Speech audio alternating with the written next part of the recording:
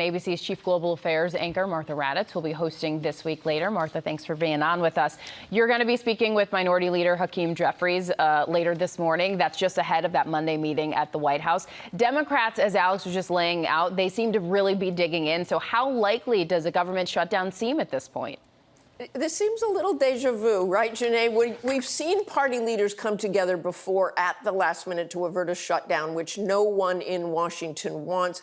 But we haven't really seen any signs of a breakthrough. Democrats, as Alex says they won't support a bill that doesn't preserve that tax credit for people insured by Obamacare.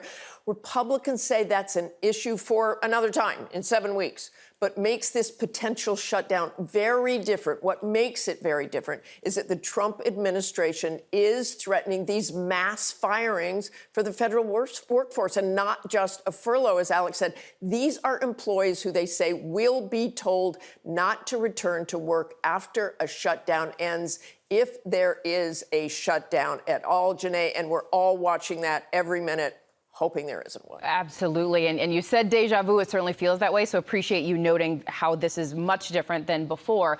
Also, Martha, a big talker, Defense Secretary Hegseth, he's called hundreds of generals and admirals to a meeting on Tuesday at the Marine base in Quantico, Virginia.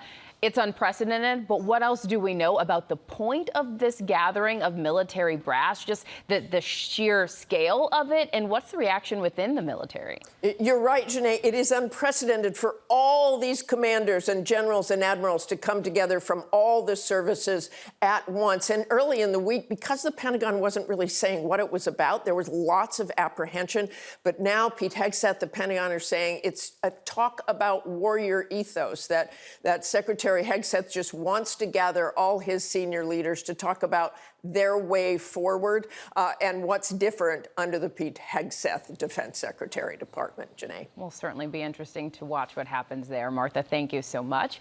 And you can tune in to This Week Later. Martha speaks, as we mentioned, with House Minority Leader Hakeem Jeffries and Majority Leader Steve Scalise on the looming government shutdown and the indictment of former FBI Director James Comey.